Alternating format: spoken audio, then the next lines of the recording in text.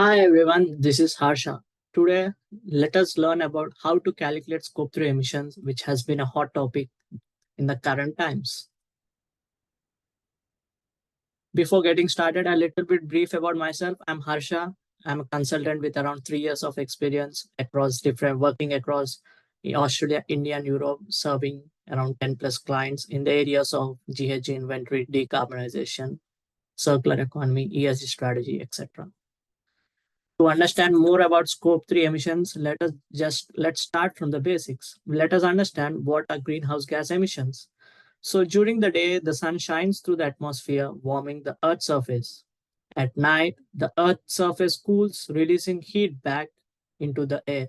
But some of the heat is trapped by the greenhouse gases in the atmosphere. That's what keep the Earth's temperature at average of 14 degrees centigrade. But the human activities are changing the Earth's natural greenhouse effect with a dramatic increase in the release of greenhouse gases. Scientists believe that this is the reason for climate change, global warming, and many nations have collaborated to establish rules and regulations like Kyoto Protocol, Paris Climate Agreement, etc., which are aimed at controlling the greenhouse gas emissions. Let us understand different types of scopes of emissions. There are generally three types of scopes of emissions: Scope 1, Scope 2, Scope 3. Scope 1 emissions include direct emissions from the sources owned and controlled by the company. Scope 2 are indirect emissions from the purchased electricity, etc., and all other emissions associated with the company activity comes under Scope 3. Why Scope 3 is in use these days? As per UNGC, more than 70% of the emissions are Scope 3 emissions. Currently, they are legally mandated in various nationalities like ASRS in Australia or reporting through CSRD in Europe. Also, calculating Scope 3 emissions gives you an overall emission outlook of the business and helps you to achieve your sustainability targets. There are 15 activities in scope 3 which have been divided into upstream and downstream shown in the slide. So there are a couple of stages in which scope 3 in GHG inventories are built. These start from defining the business goals and reviewing the principles, identifying the activities, setting the boundaries, collecting the data, setting the targets, and reporting itself. So the first activity in this process is mapping the value chain. It includes identifying the activities of the firm. The steps in identifying activities include creating a list of purchased goods and services, list of suppliers, etc. Couple of tips for mapping supply chain include creating use of visual aids while creating your map like the one shown in the image, and also understanding that supply chains are dynamic and you need to have a you need to map a screenshot on a specific date so that it eases your understanding. Also, exclusions of scope 3 must be justified in the report. It is recommended to rough measure all the activities before excluding them. The next comes data collection. It is recommended that companies develop the data management plan to facilitate quality assurance. The data collection process, even though as shown in the slide, is a linear process, but it is not. It is iterative in nature. The first step is prioritizing data collection. In this, you need to understand what are the significant GHG emissions produced, significant reductions expected relevant to the company's business goals. To collect data from the suppliers, you need to engage with tier one suppliers. Couple of ways in data screening include like emission based screening, financial based screening, and stakeholder based screening. Here, two types of secondary data can be used if there are no ready sources of primary data available. This data. In collecting the data, company will generally use a mix of EEIO and process data approaches. Company also uses proxy data. Proxy data here means data similar from similar activities to fill the data gaps. For example, if you don't have an incineration data in China, you can use the incineration data in Switzerland. For the first GHG inventory, company uses secondary data, and in the coming years, it collects primary data and replaces the secondary data in the calculations. Data from the suppliers. Companies can send questionnaires to suppliers requesting data. For example, if the product level data isn't available, then the next level of data should be obtained.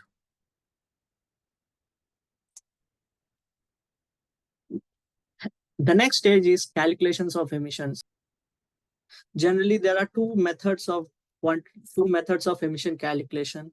The first one is direct measurements, in which quantification of GHG emissions is made using direct monitoring, a mass balance, etc. Here, the direct emissions data is considered for making such calculations, wherein the formula includes GHG emissions is equal to emissions data into global warming potential. The other method, which is mostly used in a lot of cases, is the calculation method. In this, quantification of GHG emissions is made by multiplying activity data by an emission factor.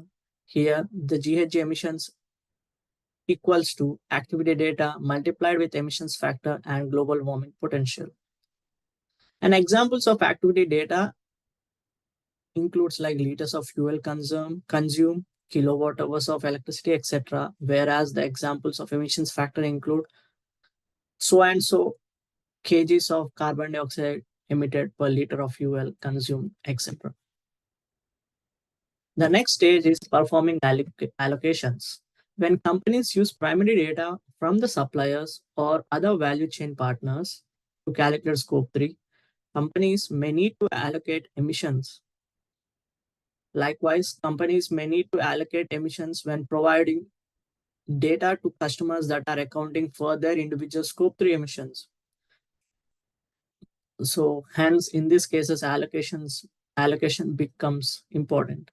Allocation refers to the process of dividing GHG emissions from a single facility or other systems among its various outputs. It is needed when a single facility or other systems produce multiple outputs and emissions and are only quantified for the entire facility or system as a whole. There are generally two approaches for allocation, which are supplier allocation, which is more practical, and the reporting company allocation, which is more easier and consistent. There are two types of allocations, which include like physical, wherein the data available on physical attributes like mass, volume, which is mostly used in sectors of manufacturing, transportation, and economic allocation. Economic allocation should be used if physical data isn't available. This includes like considering the market values, etc. In the slide, we can see a decision tree for allocation, whereas allocation isn't necessary all the time. And depending upon the situation and the data, we can decide whether allocation is needed or not.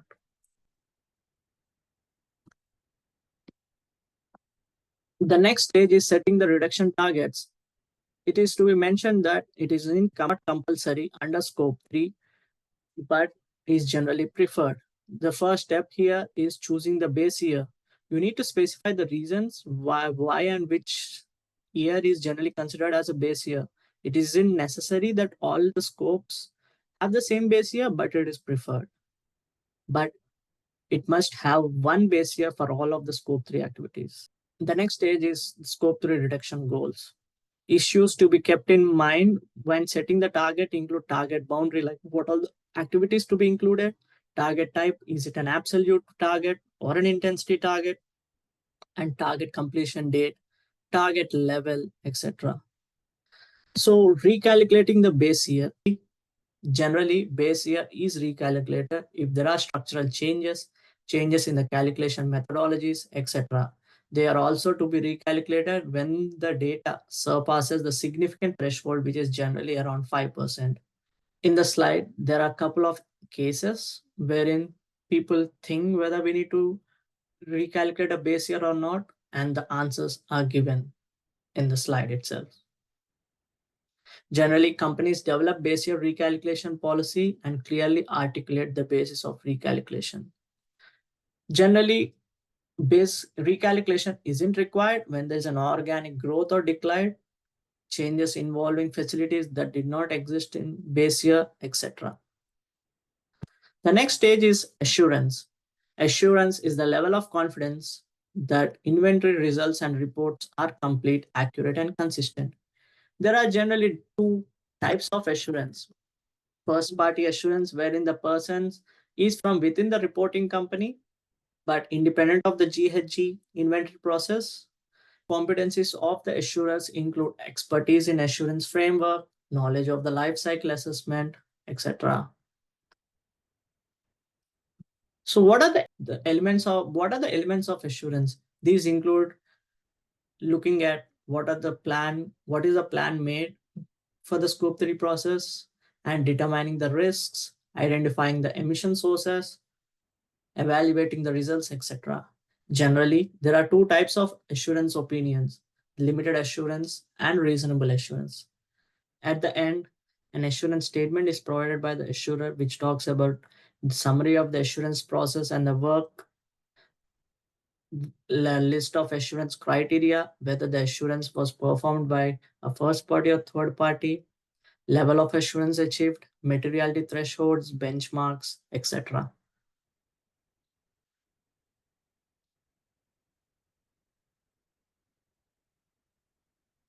So this, friends, is a brief about scope 3 inventory process.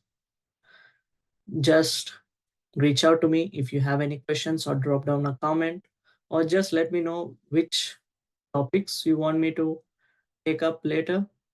Also, if you are a firm or an organization and want to have a confidential chat, the details are on the slide. Thank you. See you soon.